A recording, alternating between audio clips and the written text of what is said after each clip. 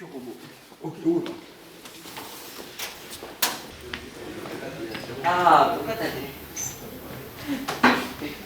Alors cette année, les élèves de seconde pro PMIA, donc métier du pilotage et de la maintenance d'installations automatisées, lycée des métiers de Langon, vont participer à un challenge robotique. C'est quoi le challenge robot ? Le challenge, il y a des lycées et collèges aux alentours de Langon. En gros, il y aura des missions à effectuer sur un plateau de jeu avec des robots. On devait construire le robot et construire le terrain et faire tout le challenge comme ça. Et sans intervention humaine, donc totalement automatisé.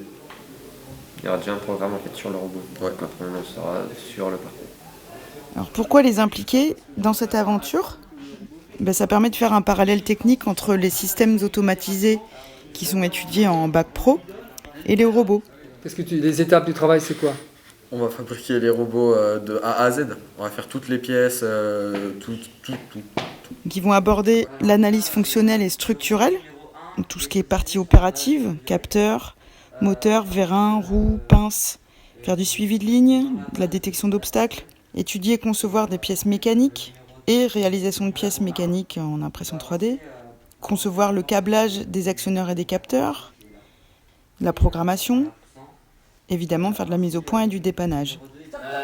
Mathéo, montre-nous le parcours du robot N1. Donc le premier, il part de la base de l'Est.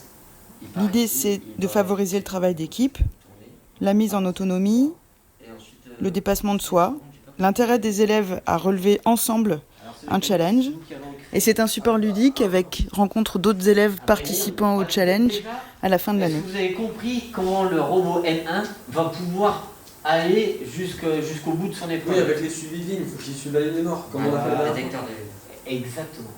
Vous allez poser l'autre robot ici, vous lâchez les robots, et les robots ils font leur boulot. Je sais, Alors quelle est la difficulté qu'il va falloir anticiper? je sais. Oui. Il faut que le détecteur, l'ultrason qu'on a dit, il faut qu'il détecte qu'il n'y ait plus d'obstacles en face. Et au moment où il n'y a plus d'obstacles, que le robot il part. Parce que si le robot il part pendant que la porte elle est encore fermée, ça va pas. Exactement. Et par où il y a pas. C'est le paysage. Voilà. On est où? C'est un scénario d'une pluie de météorites qui tombe sur une planète. Et en fait, ils ont engagé des ingénieurs pour programmer les robots pour activer l'alerte d'urgence. Ok, très bien. Très bien, regarde, c'est exactement Ouais. ça. C'est très bien synthétisé en plus, tu as tout dit en peu de mots. Il n'y a que 2-3 petites choses qu'il n'a pas dites dans le décor que vous allez pouvoir ajouter. Liam, qu'est-ce que tu pourrais rajouter? En gros, c'est une base lunaire qui produit de l'hélium et on est des ingénieurs qui vont devoir conceptualiser des robots pour permettre de mettre en sécurité l'hélium car il va y avoir une pluie de météorites sur la Lune qui pourrait tout détruire. Très bien, super. Les robots vont évoluer sur un circuit et vont avoir des missions à effectuer dans un temps le plus court possible puisque ça reste une course.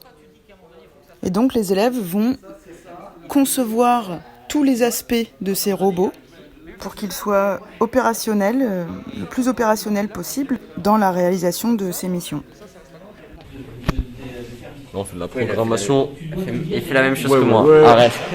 Donc nous dans notre métier, tu vas voir, hein, quand on va dépanner les machines, à un moment donné, il va falloir se dire qu'est-ce que j'attends de la machine. C'est quoi, Liam? Ce qu'elle doit faire. Là, je fais le suivi de ligne. Tu saches les deux. Sauf que j'ai beaucoup plus de cubes en plus là. Donc ça fait un peu peur là. J'essaie de comprendre, mais je vais y arriver. Tranquille. Est-ce que vous imaginez déjà comment est-ce qu'on va dire au robot, maintenant tu t'arrêtes et tu tournes? Soit avec le petit truc vert là, les ultrasons il va recevoir qu'il y a le petit truc vert à droite, donc il faut qu'il tourne. Soit juste avec les lignes. Enfin, il va avancer quand il va voir qu'il n'y a plus de ligne en face. Il faut qu'il tourne, mais il faut qu'il tourne du bon sens. Et ça va être plus compliqué. Est-ce que je tourne en faisant pivoter les deux roues en même temps, ou si je tourne autour d'une roue, eh bien, ça sera tous les essais qui nous permettront de... Voilà. On va tourner autour d'une roue quand même. Comme on a fait un virage, on est quasiment certain à 100% que notre robot, il n'est plus dans le même axe que la ligne. Conclusion, notre robot, il va être un peu décalé.